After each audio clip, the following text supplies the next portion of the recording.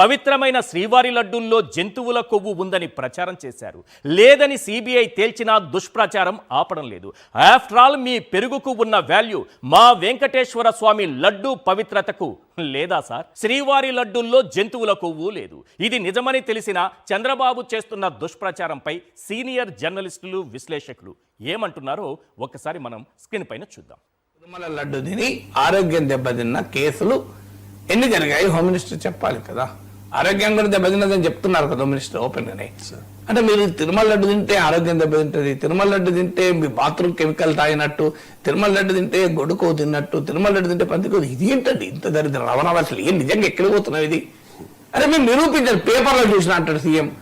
పేపర్లో చూసి చెప్తారా అండి ఏదన్నా? అదే మీకు ఒక రీసెర్చ్ రిపోర్ట్, ఒక ల్యాబ్ రిపోర్ట్, ఏ ల్యాబ్ రిపోర్ట్ లో బాత్రూమ్ కెమికల్స్ కలిసినాయి? బాత్రూమ్ లో వాడే కెమికల్స్ కదా కలవాలి. ఇప్పుడు ఏకంగా వచ్చి శ్రీశైలంలో కూడా జరిగిందంటాడు. ఇంతవరకు శ్రీశైలంలో జరిగిన సిట్ వేశారా? ఎఫ్ఐఆర్ దాఖలు చేశారా?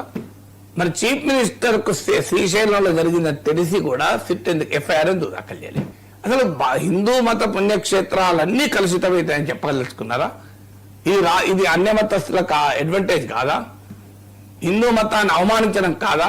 హిందూ ధర్మానికి ఇది ఇన్సల్ట్ కాదా? చెప్పండి.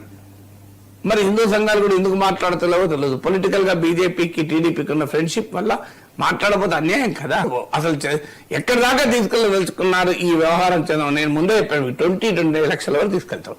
అప్పటి వరకు ఇంకా ఏవేవి కలపాలో అన్ని కలుపుతూనే ఉంటారు. మీరు చూస్తుండండి, ఇంకా ఎన్ని దేవాలయాలను తీసుకురావాలో తీసుకొస్తారు. అక్కడ ఇష్యూ రాజకీయమే తప్ప ఇంకోటి ఏమీ లేదు. అసలు ఇది దొరికింది, పట్టుబడిందే వీళ్ళ అధికారంలోకి వచ్చిన తర్వాత కదా. పట్టుబడింది, వెనక్కు పంపింది కూడా కూటమి వచ్చిన తర్వాతనే. అటువంటి అప్పుడు ఈ సాక్ష్యాధారాలు, పరిశీలన, శాంపిల్స్ అన్నీ కూడా కూటమి వచ్చిన తర్వాతవే కదా.